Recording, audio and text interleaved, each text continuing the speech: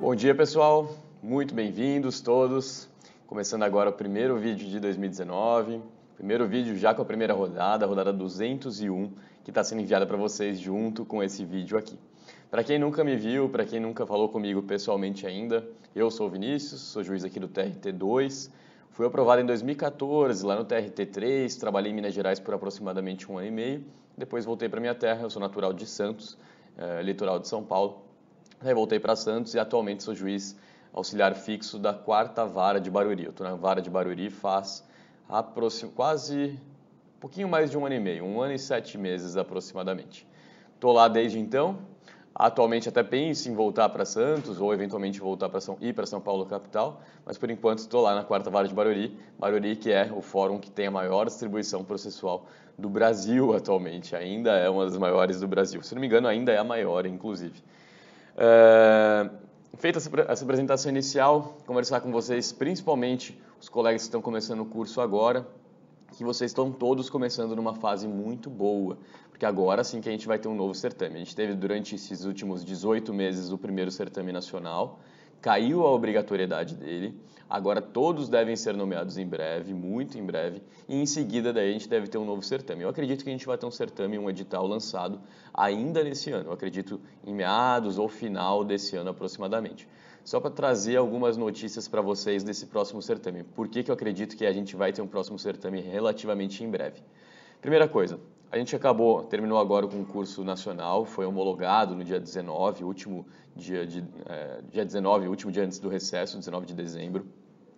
A gente não tem nenhum concurso vigente, esse é o último de todos, só tem esse concurso em tese para ser nomeado. O presidente do TST já mencionou que a primeira leva de nomeações vai ser em março e a segunda leva deve ser em maio, ou seja, todos vão ser nomeados até maio, o que é ótimo também.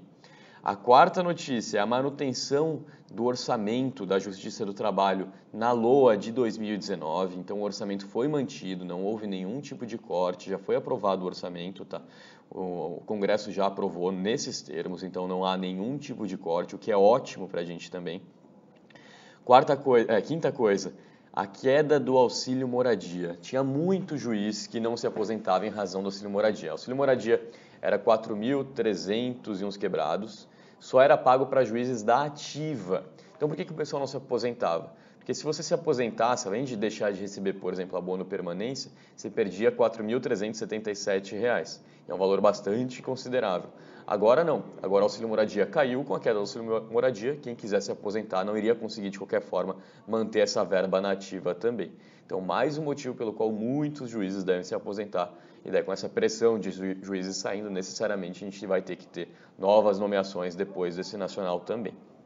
Aqui, a sexto elemento positivo para vocês é a possível aprovação da reforma da Previdência. A reforma da Previdência é uma das bandeiras desse novo governo, eles querem aprovar, e com ela sendo aprovada, com uma certa insegurança jurídica ali, quem vai levar o regime antigo, quem não vai, porque isso por enquanto é o entendimento do Supremo, então muitos juízes devem se aposentar também por esse motivo, ou seja, por receio da reforma da Previdência atingir eles, é melhor se aposentar se você já cumpriu todos os requisitos.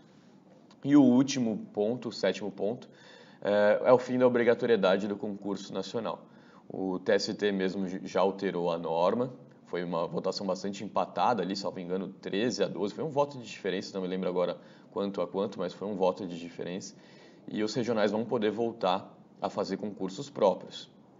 Eu acredito que os maiores regionais vão manter os concursos próprios, tá? Não tenho notícias ainda concretas sobre nada, mas tão logo eu tenha algo, eu vou passar para vocês também. Eu acredito que os maiores regionais devem lançar concurso próprio, em especial, por exemplo, o TRT2. O TRT2, para quem lembra, tinha um concurso a cada 10 meses, mais de um por ano havia.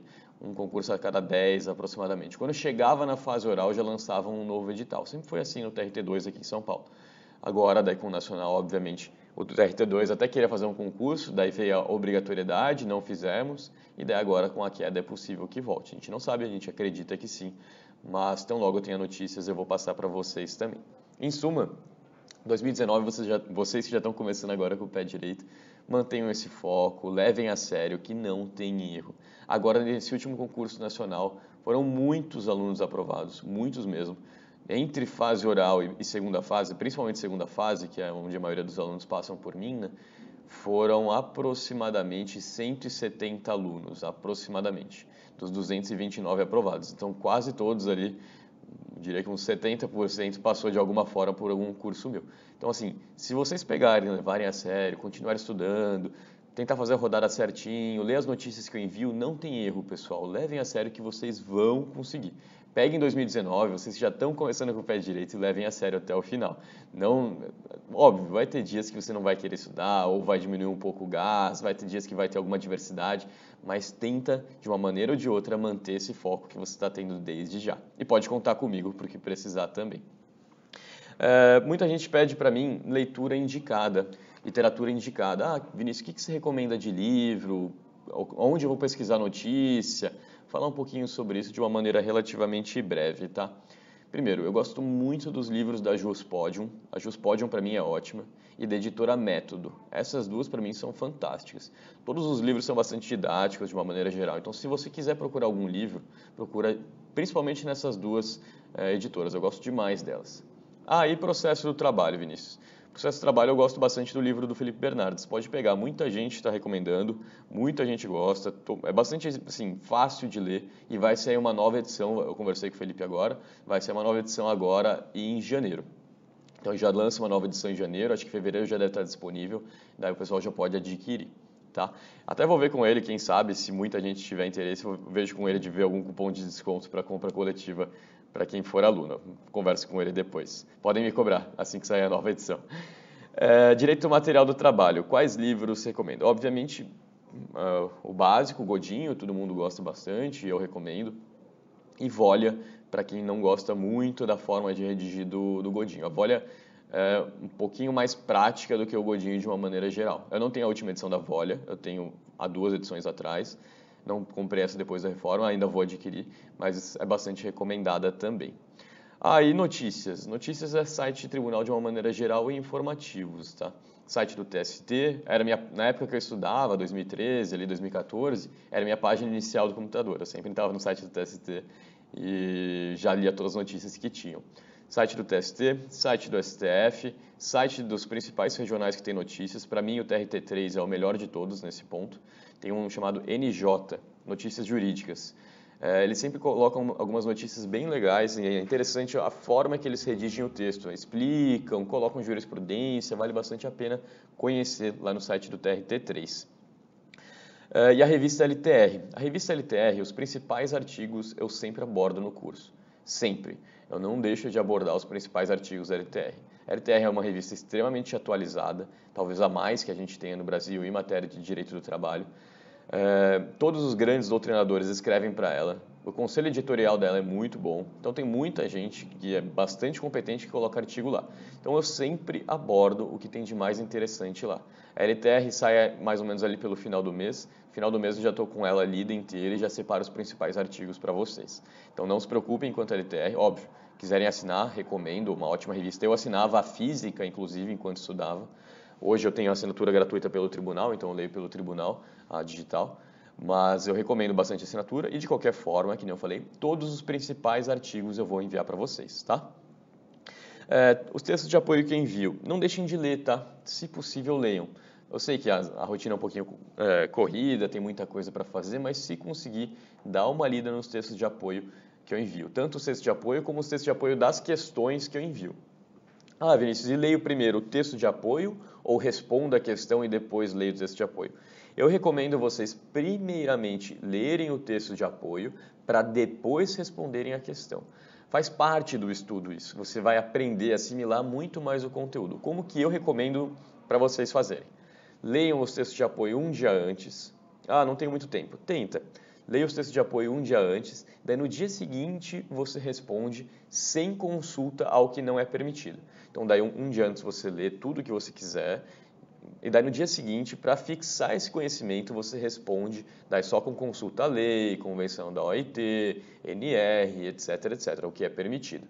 tá? Então, um dia antes leia, dia seguinte responda. Eu recomendo isso. E daí é rapidinho para ler. Um dia antes você gasta no máximo 1 hora. E no dia seguinte, tenta gastar ali 2 horas para responder 1 hora cada questão, quando muito, tá? Isso no comecinho para quem está começando. Com o tempo você vai chegar no tempo ideal, que é meia hora por questão.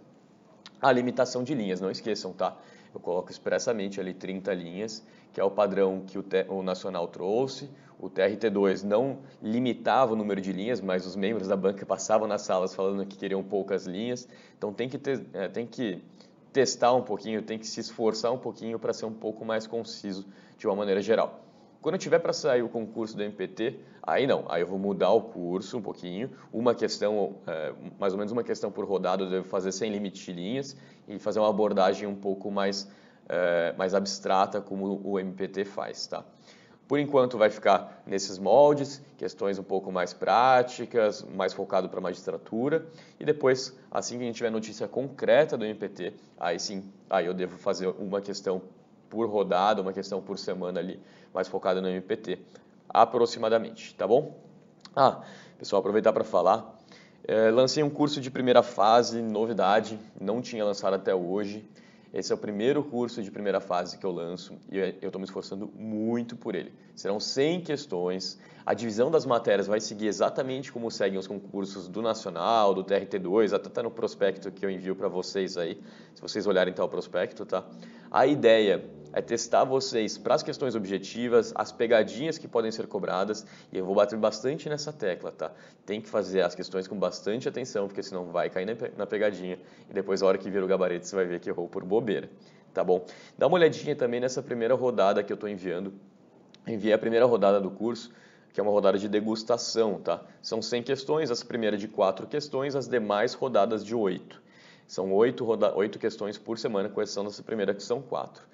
E não deixa de ler essa primeira rodada, está bastante interessante. O valor, pessoal, para vocês tem desconto e até o dia 10 agora está com mais desconto ainda.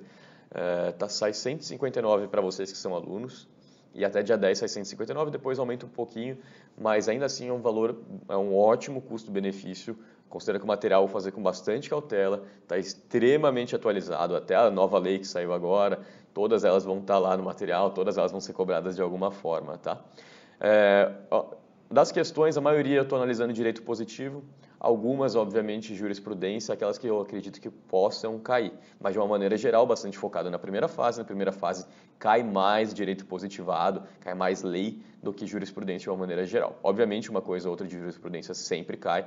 Na minha época caía a DC 16, etc. Hoje, atualmente, cai em outras matérias. Vai cair, por exemplo, o RS 589998, não tem como deixar de analisar. Inclusive, vou analisar nessa rodada de questões, vocês vão ver. Mas a grande maioria das questões são de direito positivo, que é o que deve cair mais de uma maneira geral. Tá? Aproveitem então esse valor com desconto, que ainda tá, vocês ainda conseguem pegar com um pouquinho mais de desconto. Mas esse curso de primeira fase não vai atrapalhar o meu curso de segunda fase? Não. É bastante pequenininho o curso, não é muita coisa, nenhum dos dois vai demandar um tempo absurdo que não dê para colocar na rotina de estudos, tá? A ideia do curso de primeira fase, na verdade, foi complementar o estudo, foi fazer questões para que você tenha um pouco mais de conteúdo, um pouco mais de perspicácia ali na hora de responder para não cair numa pegadinha, para aprender uma letra de lei, um detalhe daquela jurisprudência que eventualmente cai em primeira fase. Beleza? Vamos lá agora. Pessoal, estruturação de resposta de segunda fase. A quinta coisa que eu queria falar para vocês. Primeira coisa, tentem redigir de uma maneira geral 2 frases por parágrafo. Essa é a média que vocês têm que tentar fazer. Porque quando você escreve só uma frase por parágrafo, o texto fica um pouco jornalístico, entre aspas, sabe? Porque fica muito flash de informação, você não aprofunda aquela informação. Então a ideia é fazer uma primeira frase e daí uma segunda frase aprofundando aquela temática ainda naquele parágrafo. Então 2 frases por parágrafo é o ideal, 2 a 3 ali. Uma até pode ser, mas excepcionalmente apenas, tá? Evita aquele texto de apenas uma frase por parágrafo, que fica cansativo e raso de ler. Segunda coisa, importância da menção normativa, ainda mais em concurso que é feito pela Fundação Carlos Chagas. Nesse concurso nacional houve um espelho de resposta, eu tenho ele inclusive, tá? O espelho de resposta, se quiser até envio, podem me pedir pelo WhatsApp que eu mando para vocês.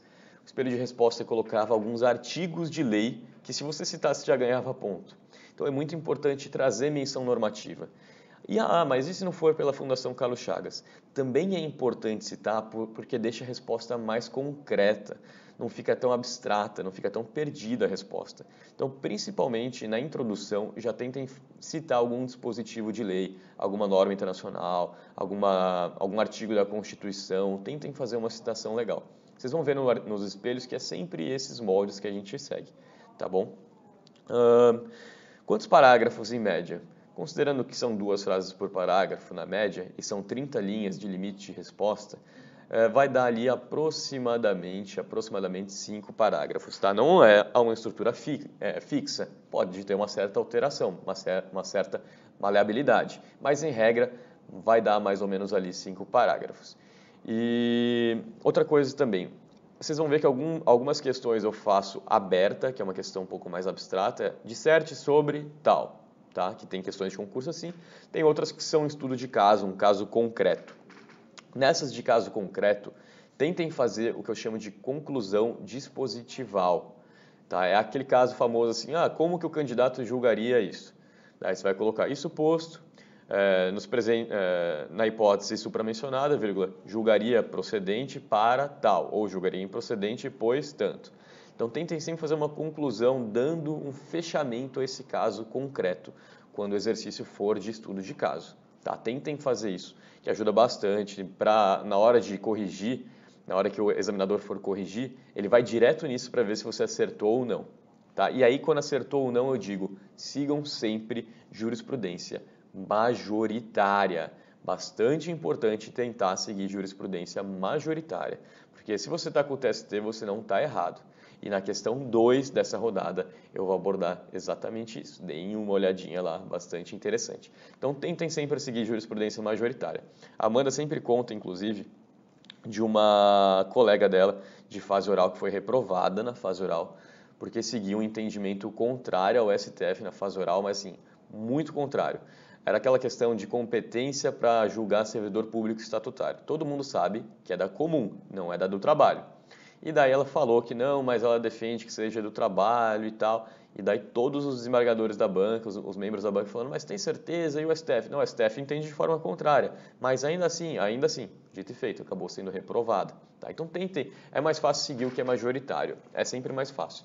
Eu acho que assim, 6 é 10, ótimo, 6 é 10, então siga o básico, que se você conseguir o 6, está dentro, e é mais fácil conseguir o 6 seguindo o majoritário do que defendendo uma tese da inexistência de prescrição no contrato de trabalho, numa sentença, por exemplo, acho muito arriscado, tá bom? E outra coisa, pessoal, muito importante isso, cuidado com crase e vírgula, tá? Eu sou chato com isso, se erra eu destaco, mas tomem bastante cuidado, evitem errar.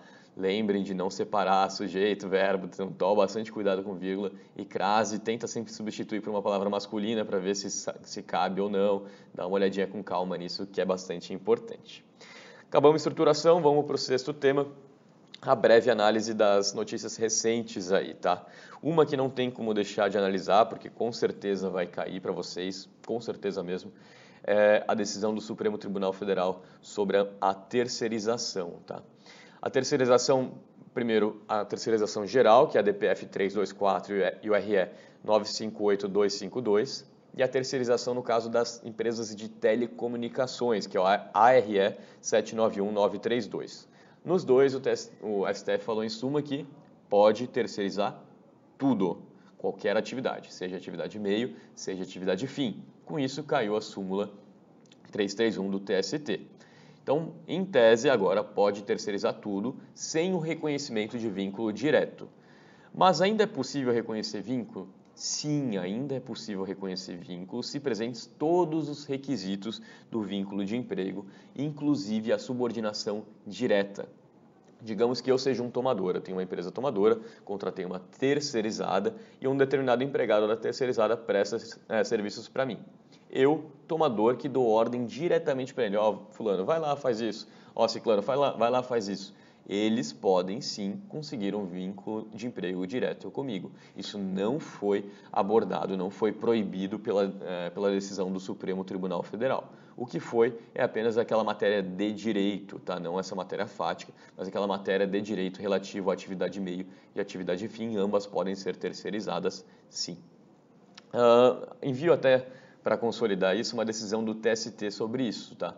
Era uma decisão do TRT2 que disse que terceirização na atividade fim não podia, subiu o recurso de revista, chegou no TST num processo. O processo foi ajuizado antes da decisão do Supremo, tá? A decisão do segundo grau também foi antes do Supremo. Chegou no TST, o TST reformou já aplicando o entendimento do Supremo. Então, esse entendimento é aplicável para todos os processos em curso. E os já transitaram em julgado? Isso o STF vai ter que falar ainda.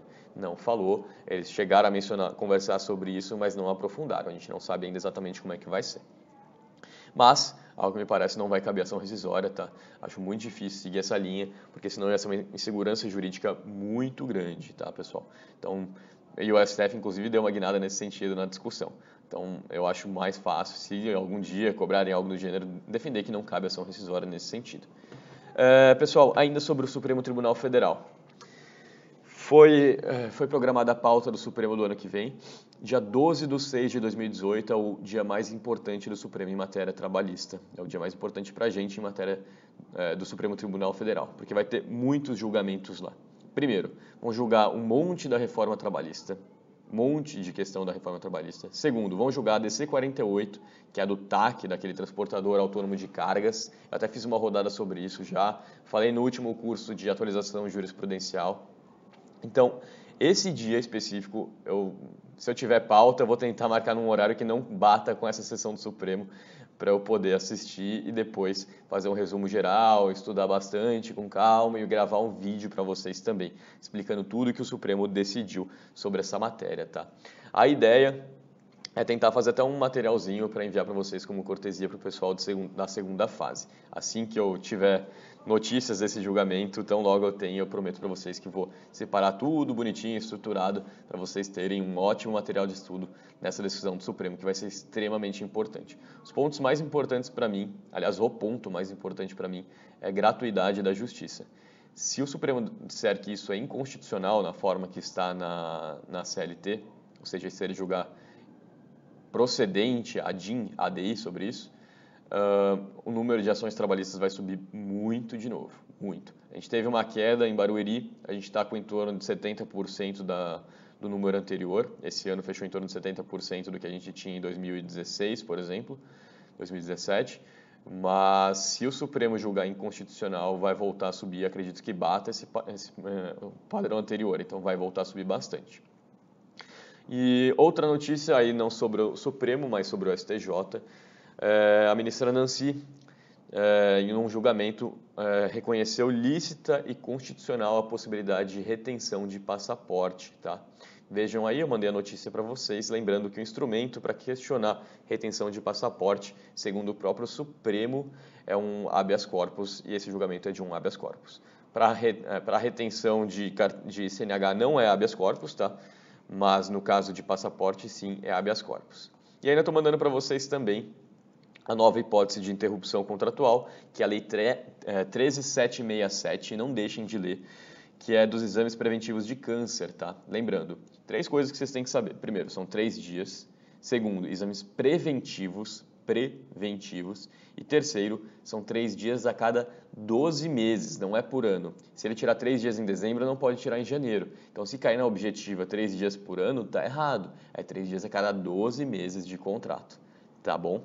E por último, pessoal, já encerrando o vídeo, a gente tem mais 4 minutinhos aí, falar um pouquinho sobre as questões dessa semana aí. A primeira questão, eu tratei da dispensa de empregado público. E por que eu tratei disso? Porque esse é o tema da vez no Supremo Tribunal Federal, tá? Primeiro, teve a recente decisão dos embargos de declaração do RS 589998, que era o seguinte, esse era uma ação contra a EBCT.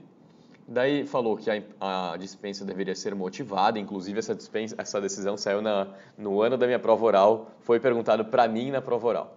Daí sim, tinha que ser motivada, etc. Daí entraram com embargo de declaração para saber se a necessidade de motivação era para todas as empresas públicas e sociedades de economia mista ou não. O Supremo Tribunal Federal julgou os embargos de declaração e não decidiu sobre isso. Se vocês pegarem ali, a partir da página 42 ou 43 ali do acórdão, deem uma lidinha, eles não entraram nesse mérito. Eles falaram assim, não, a gente vai ter que deixar isso para um outro processo. Em seguida, em seguida, reconheceu-se a repercussão geral nesse outro processo, que é a notícia que eu mando para vocês ali, inclusive, acho que do Banco do Brasil, salvo engano, para decidir se a necessidade de motivação é para todos os empregados públicos ou não. O STF, obviamente, não decidiu a matéria, acabou de ser reconhecida a repercussão geral. Eu acredito que eles vão manter o mesmo entendimento da IBCT, ou seja, sim, é válido para todas as empresas públicas, porque é reflexo do princípio da impessoalidade, tá? Mas o STF ainda não julgou. Então, em tese, por enquanto, o STF só julgou uma parte, a outra não. E a segunda questão é sobre categorias profissionais diferenciadas. Aqui que eu digo, sigam sempre o entendimento prevalecente no TST. Por quê? Deem uma lidinha aí nesse material de apoio, vocês vão ver.